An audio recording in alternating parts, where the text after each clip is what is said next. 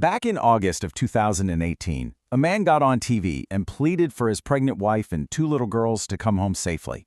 He looked calm, he seemed concerned, just a worried husband and father. But to investigators, they saw something completely different. So let's break down the specific behavioral signals that let them see right through that mask and uncover an absolutely horrific truth. And this is what the world saw. This was the public plea, broadcast for everyone.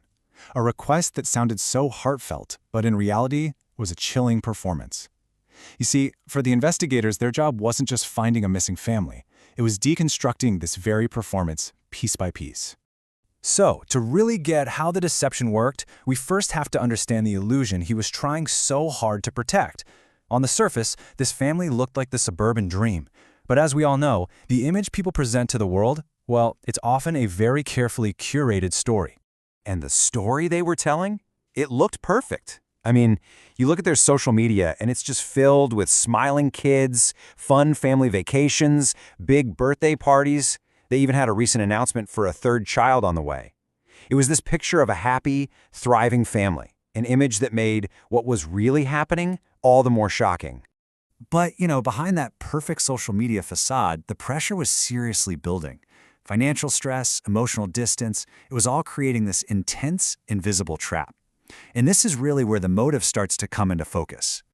The family was in deep financial trouble. I mean, they'd already filed for bankruptcy once, and the debt was just piling up all over again.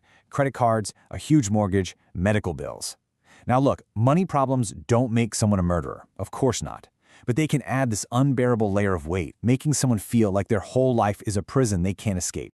And right into this high-pressure cooker of a situation comes a catalyst, an affair with a coworker. And this wasn't just about cheating. For him, this represented a way out. It was a fantasy, a chance to just hit the reset button on his entire life and start completely fresh.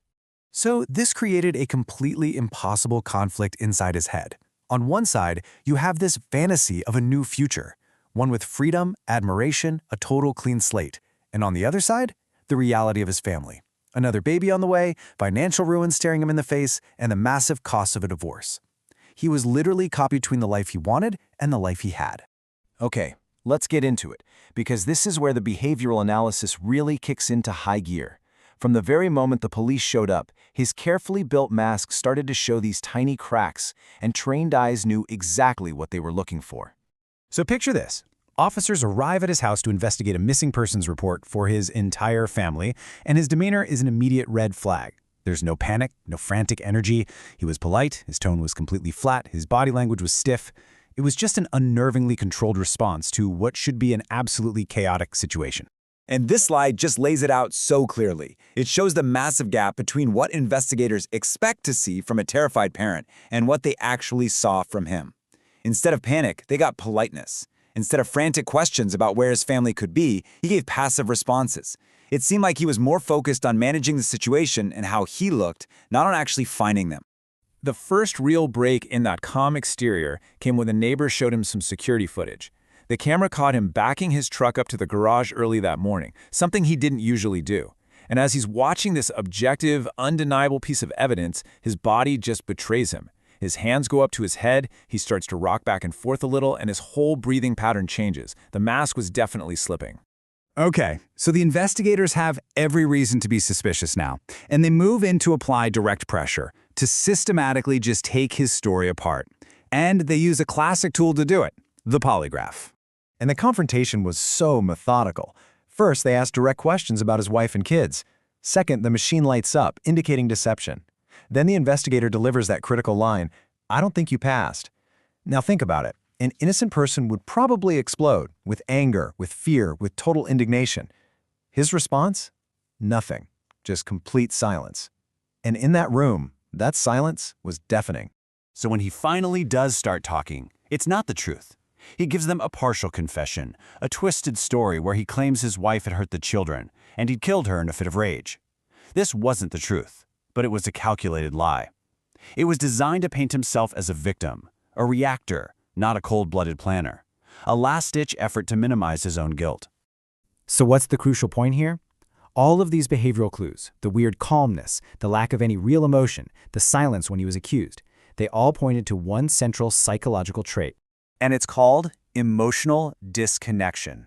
In this case, it was the single loudest red flag. The complete absence of the emotions that anyone would expect a person to feel in that situation, grief, terror, desperation, that was more revealing than any lie he actually told. And this just brilliantly breaks down the psychology that led to the crime. He was a conflict avoider, right? He chose to eliminate his family rather than face the difficult confrontation of a divorce. He was obsessed with image control, trying to appear calm and respectable even to the police. The affair wasn't just an affair, it was this fantasy of a total life reset. And his emotional detachment, that's what made it all possible. The crime wasn't just driven by outside pressures, it was enabled by who he was on the inside. And that right there is the most profound and chilling takeaway. We often think of these horrible acts as being born from some explosive, uncontrollable rage. But here, all the evidence points to something colder, something much more calculated. This was an act of brutal convenience, born from a desperate desire to simply avoid facing the consequences of his own life.